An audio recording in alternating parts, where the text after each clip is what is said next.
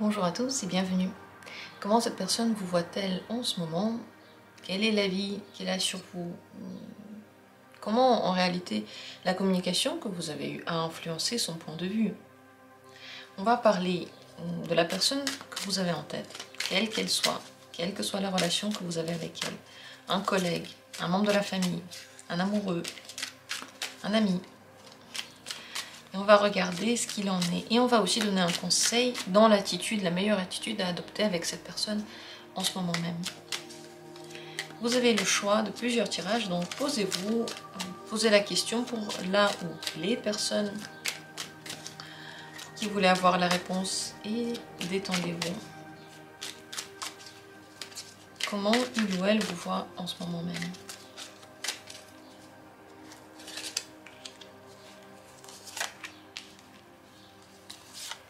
Premier tirage. Et à ces trois cartes, j'ajoute une carte conseil pour l'attitude à avoir. Quelle attitude avoir maintenant avec cette personne? Deuxième tirage. Comment est-ce qu'elle vous voit maintenant?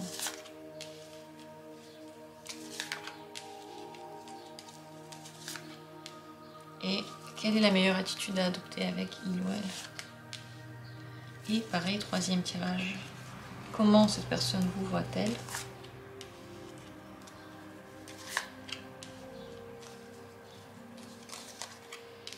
Et quelle est la meilleure attitude à adopter? Donc, comme vous le voyez, beaucoup de cartes. Mais 3 tirages seulement au choix. 1, 2, 3.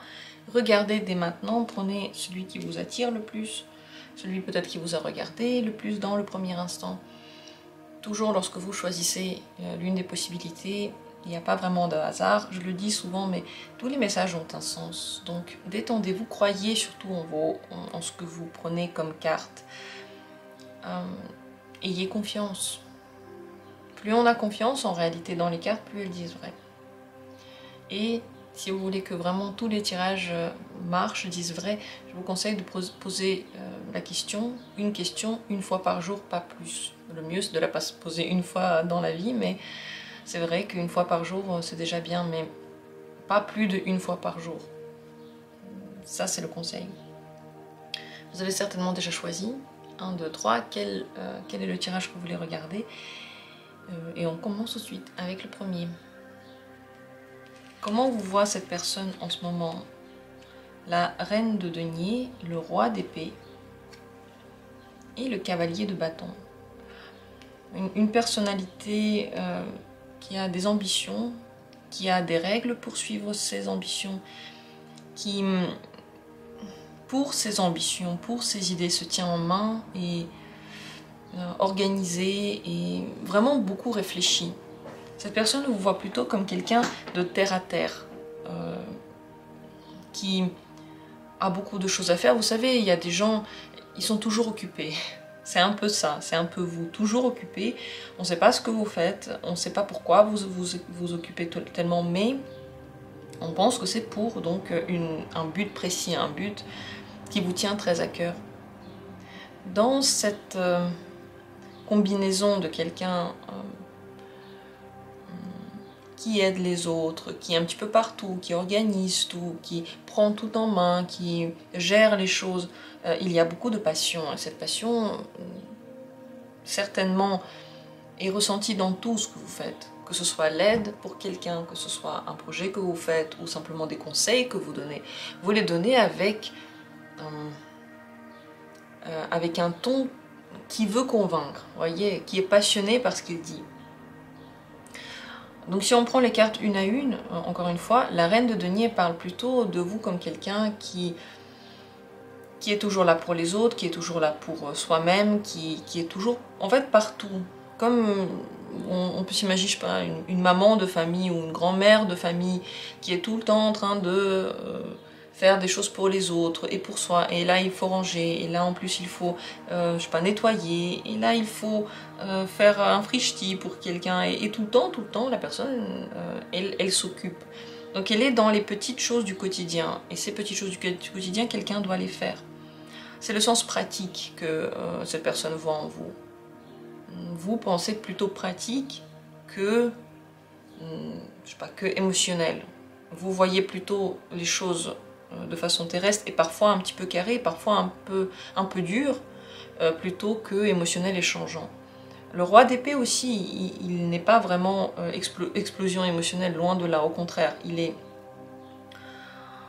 réfléchi, il organise tout, il organise les autres en fait. Ce qu'il veut, c'est que tout soit à sa place pour que l'horloge marche bien. Imaginez-vous une horloge qui a un mécanisme. Ça, c'est le roi d'épée. Pour que l'horloge fonctionne bien, il faut que dans le mécanisme, tout soit pensé au détail près. C'est un travail qui demande concentration, savoir-faire. Et c'est pas une question de créativité. C'est ce qu'on a appris et on doit le faire du mieux que l'on peut. Donc cette personne vous voit comme une horloge comme ça qui gère non seulement soi-même mais aussi les autres. Parfois dans vos paroles vous pouvez dire des choses un petit peu dures ou directives. Diriger les autres, essayer de contrôler les autres parce qu'ils doivent faire comme ça, parce que c'est comme ça que c'est le plus pratique, c'est comme ça que c'est le mieux. Donc toutes les autres solutions en fait, ils ne sont pas du tout à utiliser. Donc, ça peut être difficile de vous dire un autre point de vue que le vôtre. Parce que aussi le cavalier de bâton, c'est lui qui donne cette passion, mais il pense qu'à soi. Il n'est pas dans le partage, il est dans sa propre pulsion et passion et envie et énergie. Donc c'est difficile de vous contredire, et peut-être qu'on n'en a pas envie parce que c'est vrai que vous organisez tout très bien, mais c'est vous qui jouez le rôle de la personne forte aussi. Cette personne, n'attendez pas d'elle qu'elle organise quoi que ce soit, c'est vous qu'elle voit ainsi. C'est vous qu'elle voit bien. Enfin, elle peut dire oui, mais tu t'occupes tellement mieux de toutes ces choses-là, pourquoi je devrais le faire? Si toi tu le feras de toute façon mieux, ou si toi tu diras de toute façon que ce que j'ai fait c'est pas assez bien, vous voyez? Il peut y avoir des choses comme ça, parce qu'il y a de la critique dans le roi d'épée, parfois un petit peu de jugement, et cette passion-là, elle est plutôt utilisée justement dans ce sens terrestre, et pas forcément pour s'envoler. Voilà comment vous voit cette personne.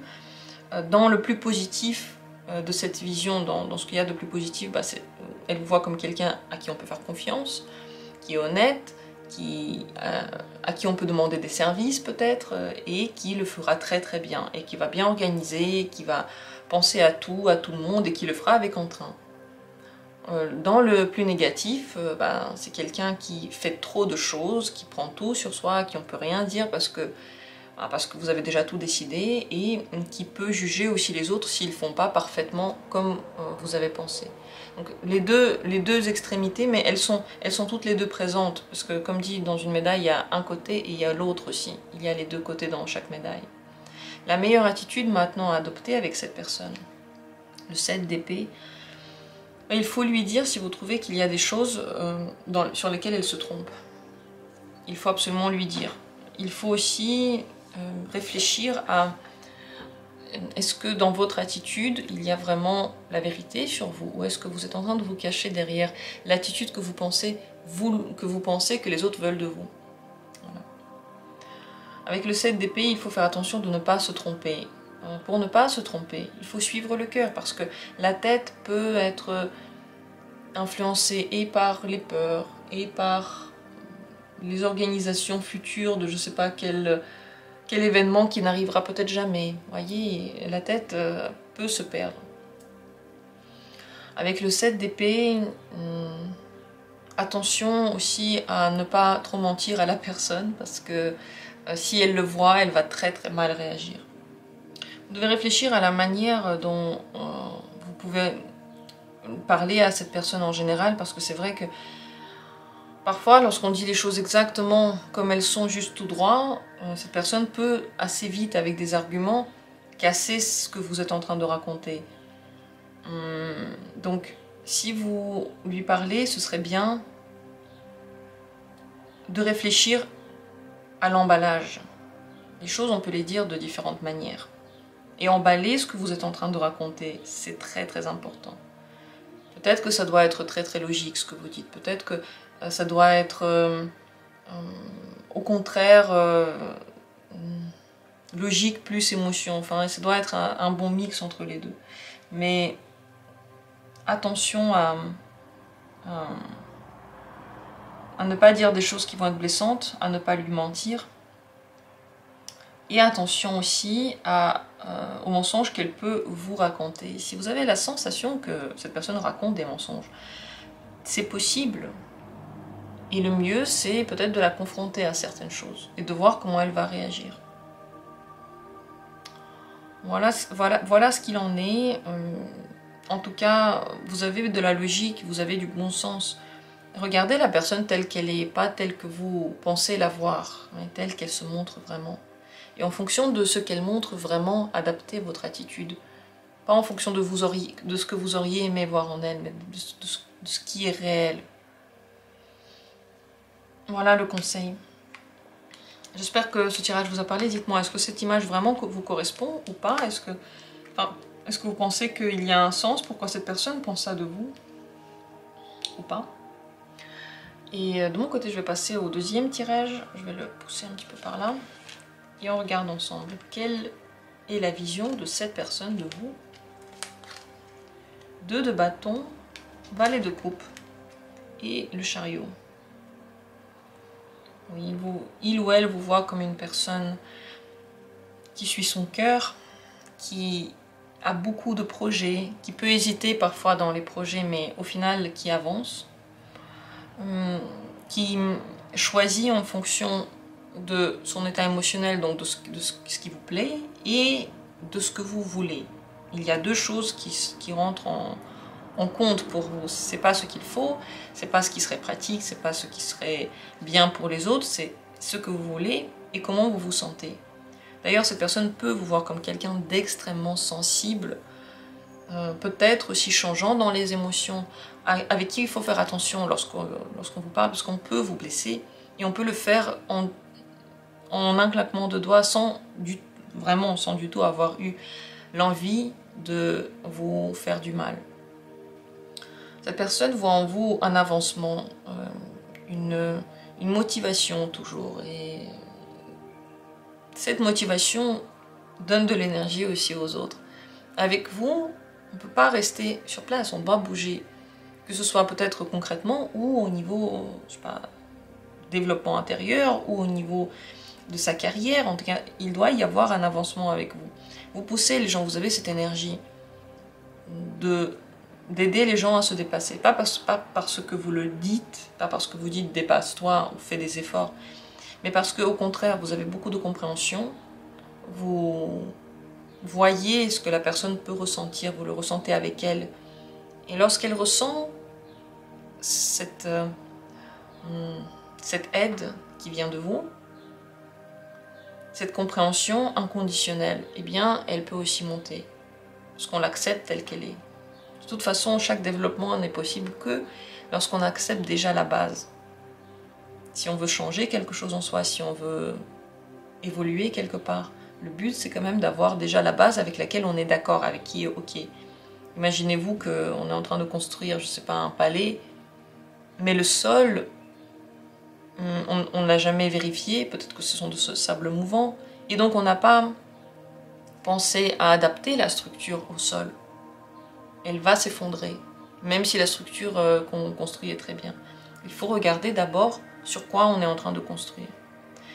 Avec vous, ça devient plus simple, parce que vous proposez une vision assez agréable du futur, on a envie de la suivre, elle donne le sourire, cette vision-là. Elle ne met pas les gens mal à l'aise. D'ailleurs, vous ne mettez pas les gens mal à l'aise, enfin cette personne en tout cas. Au contraire, elle a l'impression que vous êtes simple et on peut être simple avec vous. Pas simple dans le sens que vous ne pensez pas à des choses hautes, simple dans le sens que vous ne jugez pas.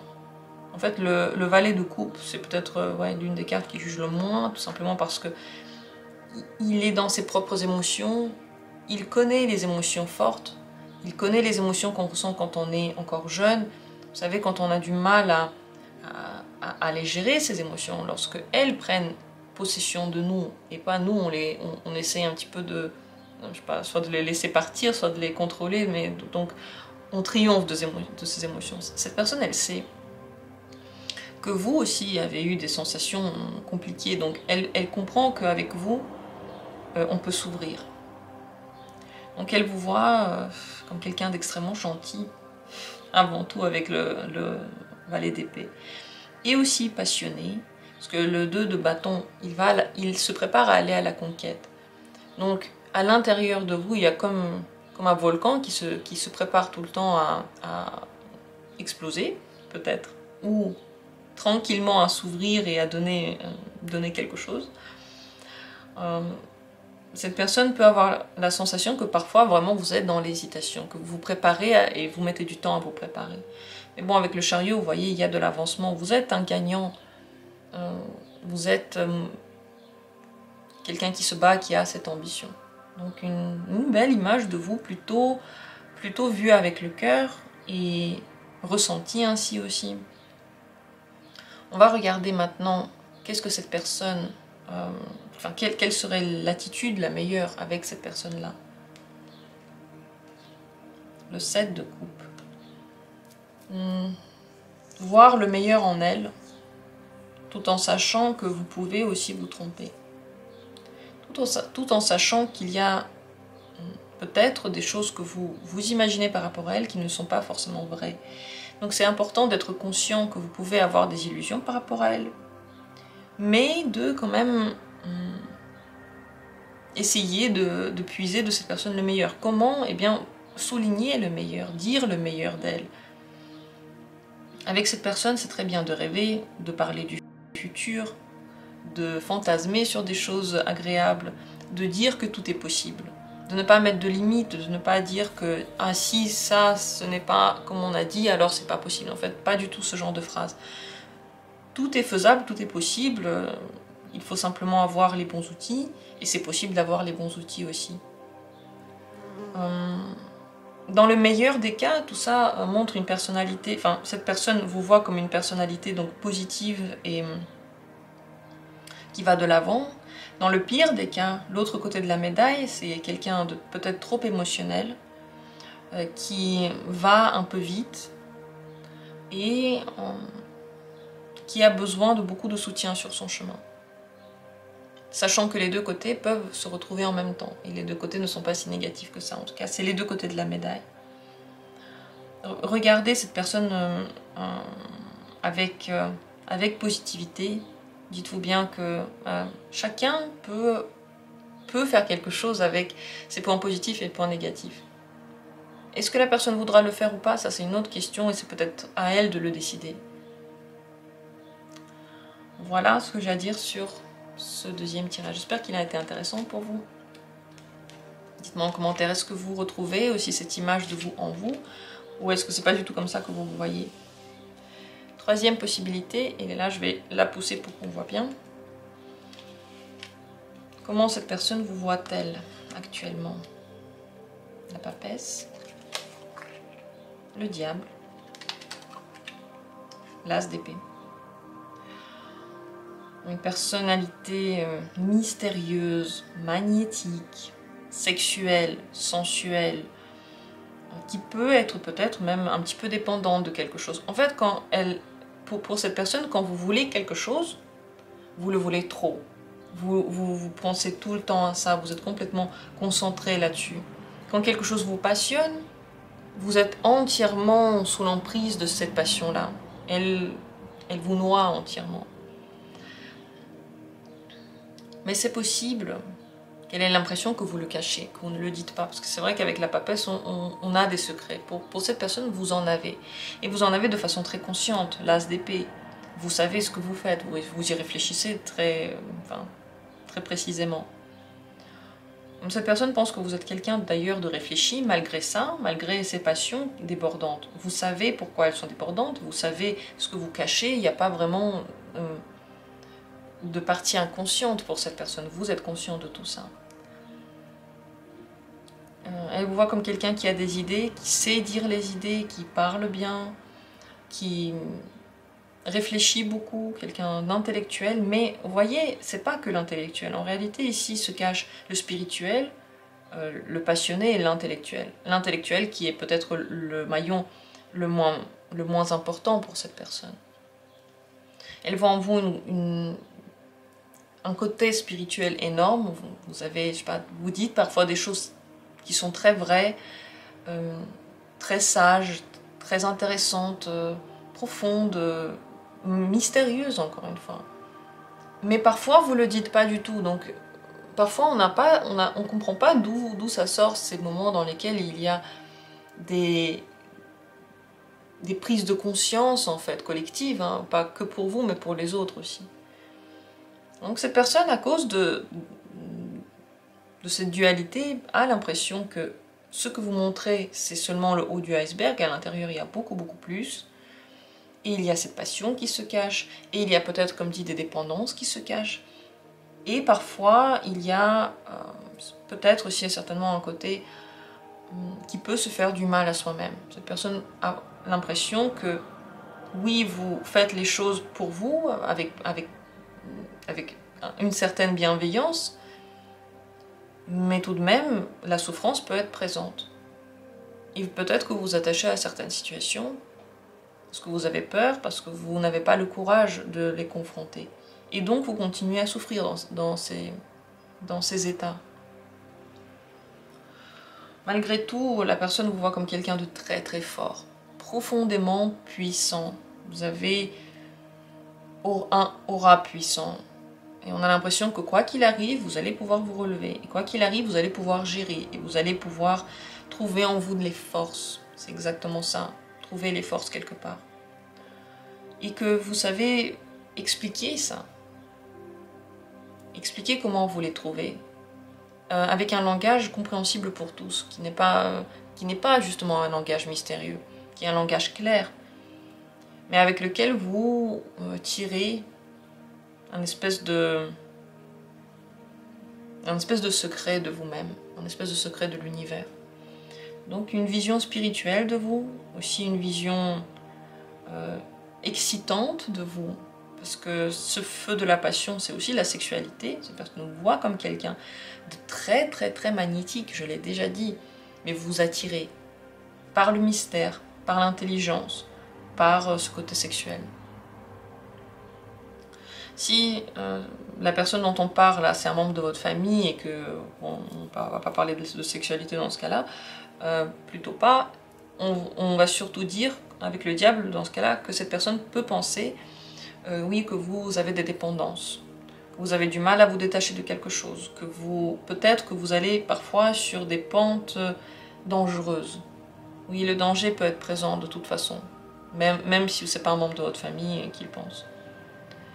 Vous pouvez représenter un danger, vous pouvez représenter un truc auquel on s'attache et on n'arrive plus à partir, vous tenez très fort les autres. Oui, cette personne peut aussi voir de la manipulation un petit peu en vous, parce que justement ce secret, ce mystère et le diable est la bonne manière de présenter les choses, de dire les choses. Ouais, cette personne peut vraiment penser et dire que vous savez manipuler, parfois que vous le faites aussi. Mais malgré ça, on ne peut pas se détacher de vous. Malgré ça, c'est très dur de fermer le livre de vous. Voilà, une vision, donc dans le meilleur des constellations, dans le côté le plus positif, une personnalité sage, forte, passionnée, intelligente, et dans le pire des côtés, quelqu'un qui a beaucoup de dépendance, qui sait bien les cacher, qui a énormément de secrets, à qui on a du mal à faire confiance. Et ces deux côtés, encore une fois, ils peuvent être présents ensemble, parce que les deux côtés de la médaille, eh bien, ils sont toujours là. La meilleure attitude maintenant à adopter avec cette personne, le pape. Oui, lui parler avec beaucoup de sagesse, mais pas comme si vous n'étiez pas sûr de ce que vous êtes en train de raconter. Comme si pour vous c'était sûr et certain. Ne doutez pas de vous. La papesse, la différence avec le pape, c'est que elle est toujours en train d'apprendre en fait. Elle passe sa vie à apprendre. Alors que le pape, il devient déjà l'autorité pour les autres. Et il ne doute pas de ce qu'il raconte. Même si au fond, il peut changer d'avis, ou il peut peut-être même douter au fond. Mais à l'extérieur, il ne montre pas du tout cette image-là. Ce qu'il dit, il le pense. Il le dit de façon claire. Il ne dit pas moi je pense ça, mais peut-être que je me trompe. Ou je sais pas, mais voilà ce que je pense. Vous voyez, ça c'est des phrases qui sont vraiment pas sûres d'elles. Il faut que vous disiez les choses telles que vous les pensez maintenant et que vous compreniez que de toute façon vous aurez une autorité naturelle. Parlez plutôt de choses hautes avec la personne, ou en tout cas avec... Qu'est-ce que c'est parler avec sagesse? Ça veut dire essayer de comprendre comment elle fonctionne et en fonction de ce que vous avez découvert en elle, adapter votre communication, adapter la communication à la personne. Être intelligent dans cette communication-là, utiliser vos sensations, d'ailleurs beaucoup d'intuition aussi ici bien sûr, et utiliser cette intuition pour sortir le meilleur de votre relation. Et pour ça, parfois, il faut pas parler comme on aurait fait avec nous-mêmes, mais avec intelligence et sagesse. Alors, le pape aussi vous propose de prendre les situations peut-être avec une vision différente de la vision terre à terre, se détacher un petit peu de la logique de l'instant et voir la situation au grand, au niveau d'une vie, au niveau peut-être de l'univers, comme on est petit, comme chaque instant que l'on vit, que l'on souffre peut-être, comme il est petit au niveau de l'univers. Insignifiant, enfin même pas remarqué, tellement c'est grand et tellement c'est long l'univers. Et nous, avec nos quelques heures, quelques années, quelques minutes, insignifiant. Voilà, je suis un petit peu partie dans des choses plus philosophiques peut-être, mais voilà le tirage, vous voyez, tellement de profondeur dans ce que cette personne voit en vous. J'espère que le tirage vous a intéressé, j'en ai terminé. Dites-moi en commentaire, est-ce que vous aussi retrouvez cette vision de vous-même ou pas du tout? Comme toujours, on va se retrouver bientôt pour d'autres tirages, je vous embrasse.